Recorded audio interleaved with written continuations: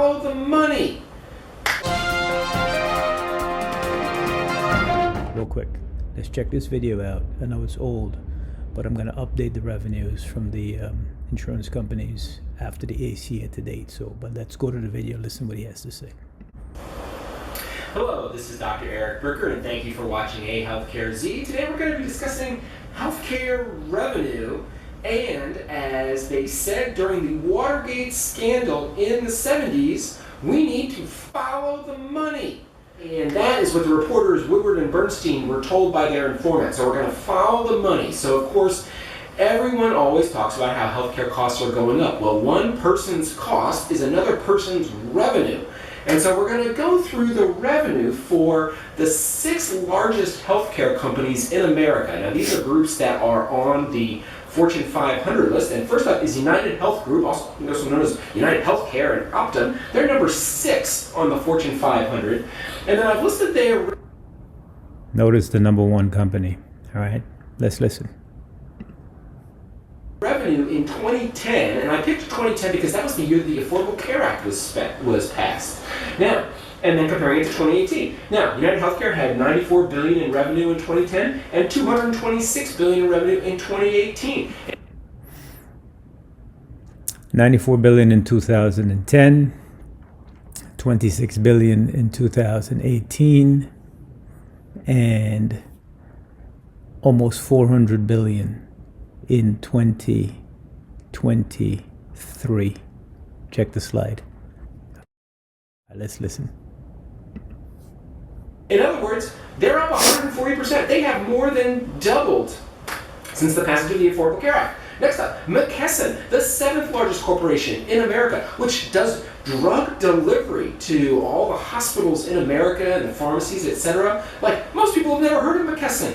It's the 7th largest corporation in America. Okay, they were a $109 billion business in 2010. Now they're a $208 billion business. Again, they have almost doubled. Next up, CVS Health, the 8th largest corporation in America.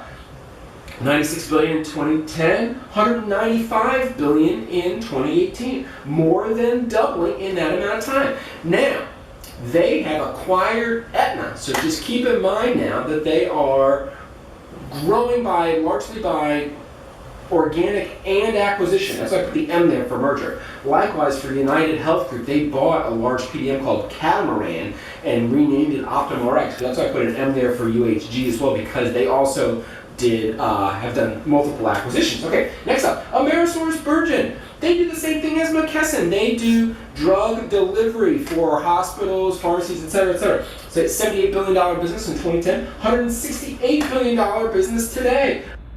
Okay, guys. You guys are noticing a pattern here, right? So if this was supposed to rein in, AC is supposed to rein in prices, make everything affordable, why are these folks making so much money? All right? Let's listen. Again, more than doubling, up 115%. Cardinal Health, in the same business as McKesson and AmerisourceBergen. $99 billion business in 2010, $137 billion business in 2018, up 38%. And Walgreens, the 17th largest corporation in America, a $67 billion business when the ACA was passed. Now they merged with Boots, which is the large British pharmacy company. So now they're the Walgreens Boots Alliance. They're a $132 billion business. So they have essentially doubled as well. So notice here that 4 out of the 10 largest corporations in America are healthcare companies, and 6 of the 17 largest corporations in America are healthcare companies. Now, revenue is not just increasing. Stop there for a second. All right, let's go through the numbers as of from 2018 to 2023. All right, I'm putting up the slide. So 2018, United Healthcare was at 226 billion. 2020, 257 billion. 2021, 287 billion. 2022, 324 billion in revenue. 2023, 371 billion in revenue. All right.